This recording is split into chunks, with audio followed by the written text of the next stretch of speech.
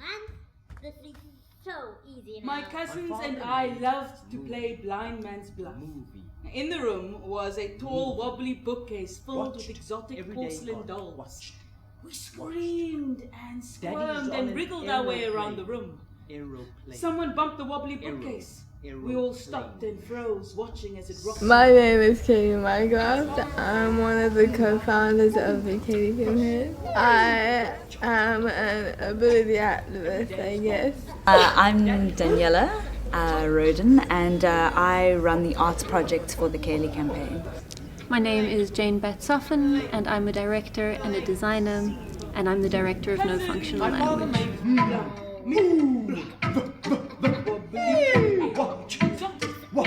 Watch. Every day gone. Watch. Daddy's on a I was asked in 2015 to take on this work, and I was given the title, No Functional Language, and I was told that they wanted to speak to 16 years and up. And I was also told that it had to deal with this idea of what is communication? What do words mean? They're the most bizarre things. I mean, language is so bizarre. It's made up of vowels and consonants, which are so abstract. And when we give them so much meaning and prevalence, it's one of the most bizarre systems we've put in place, but yet we all agree upon. So what happens when people don't have that language?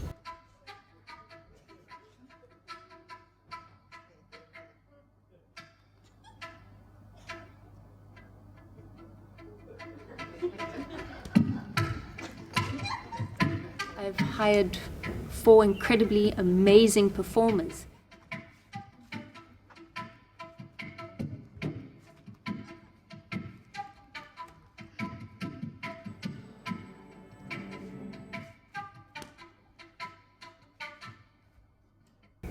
I'm Chriselle Treyer.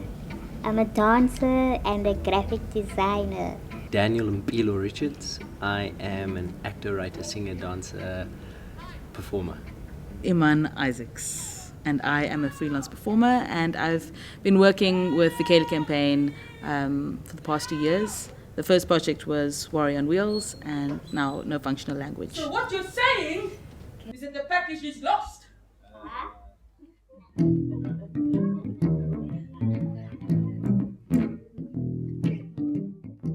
And then we had 4 weeks to rehearse, and this is actually the first time I've ever worked with a live musician. My name is David Knowles, Dave Knowles. My musical experience was very much responding to what was happening in front of me. But the fact that it became part of the dance language certainly impacted the kinds of sounds that I found appropriate.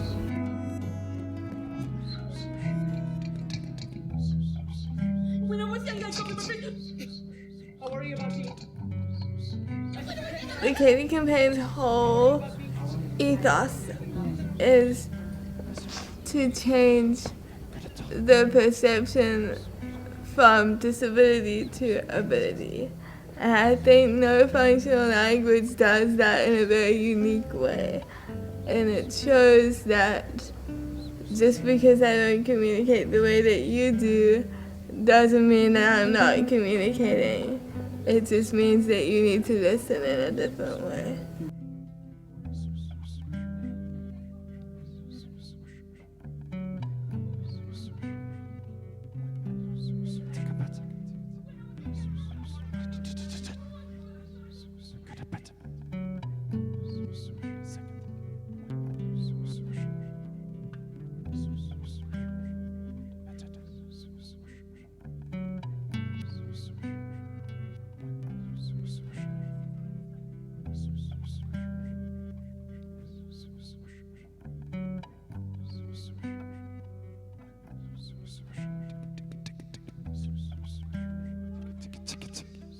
I've been disabled my entire life, so I've known a lot about it. But it just makes you more aware of things that you know, and it's like refreshing, it's like just taking a step and just remembering things that you kind of forgot about communication with other people. Disability is a very complicated thing because everybody's experience is different. We want to represent something that can be understood by anybody who watches it. But really seeing the person and not the disability has been the most incredible process I've experienced from working with the Chaeli campaign. A lot of the work was sort of influenced by the children from the Chaeli campaign. My favorite chapter would be chapter 6. I would feel trapped in a world. Part of the process, we went to the Chaeli campaign cottage where they have an ECD centre, an early childhood development centre, and it's integrated, so they're able-bodied and non-able-bodied children who go there. And I had a certain way of thinking about the show, and then I really engaged with the kids. We were there for half the Friday.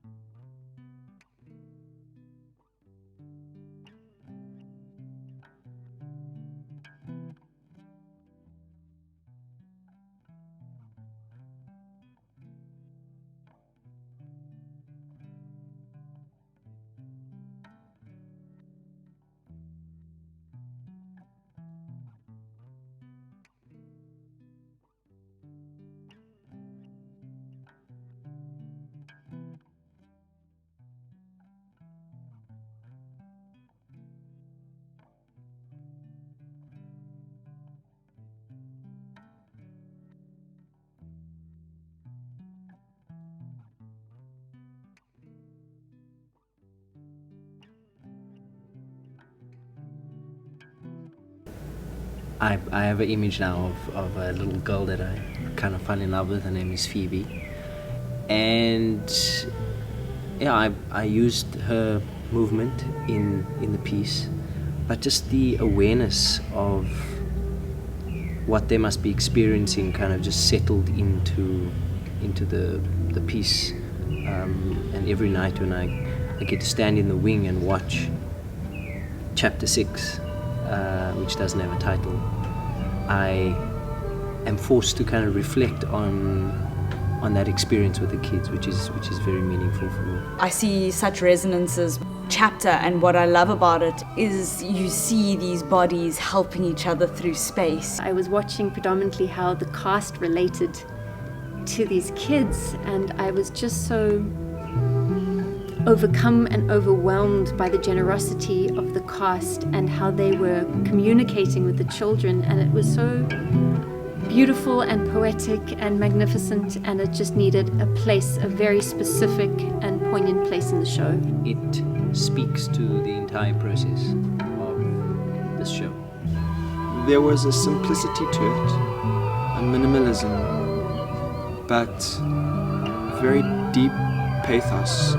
What's so really beautiful is it's a space for the parents or the guardians of these children to really go through a catharsis, because they can really see their story mirrored to them. The feedback afterwards, once they've got to process it, has been very positive and affirming that they feel that they're not alone. So that's where chapter 6 came from.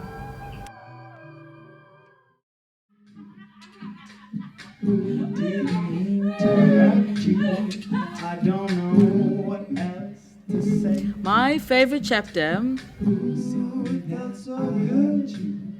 I'm sorry that it feels alright.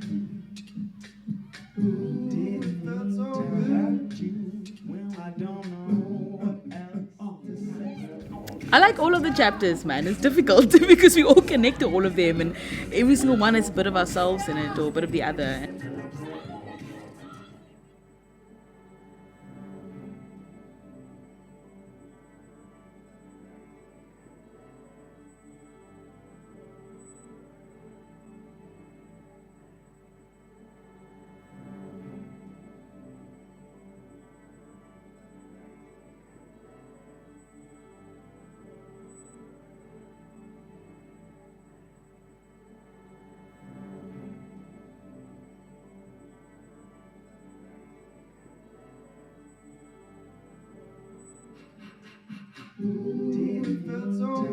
I think my favorite chapter is chapter 9. it's the last one, because now we're like family in a sense.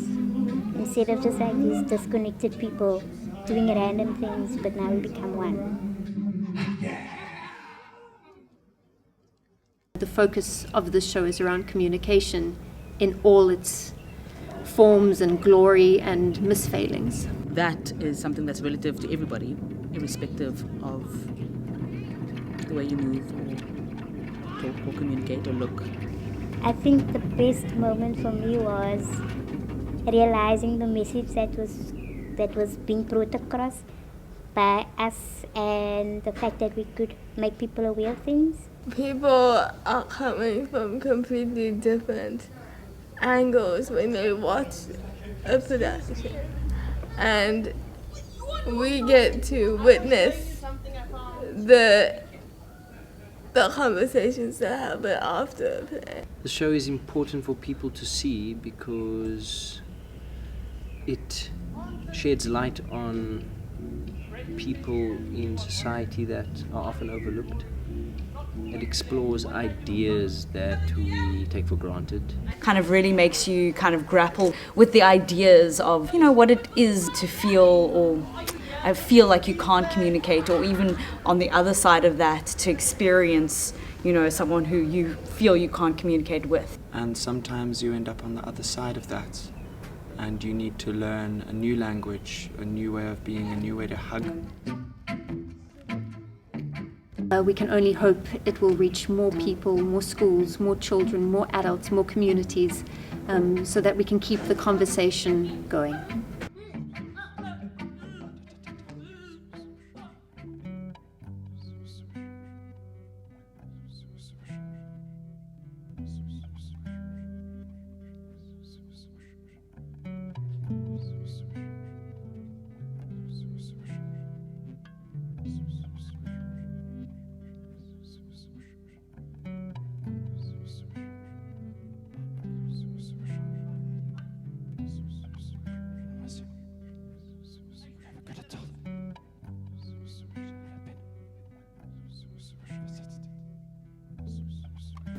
No, functional language is important for everybody to see, because it's not just about theatre and us performing.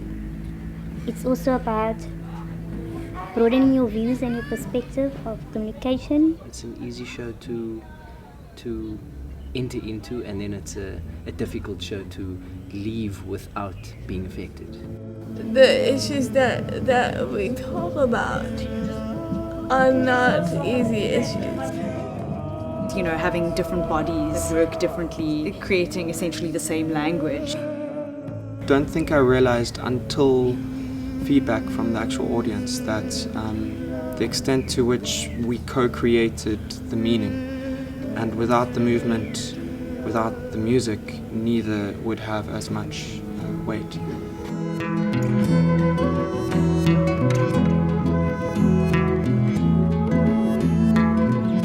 Each person is highlighted in the show, and it's a real team and cohesion together.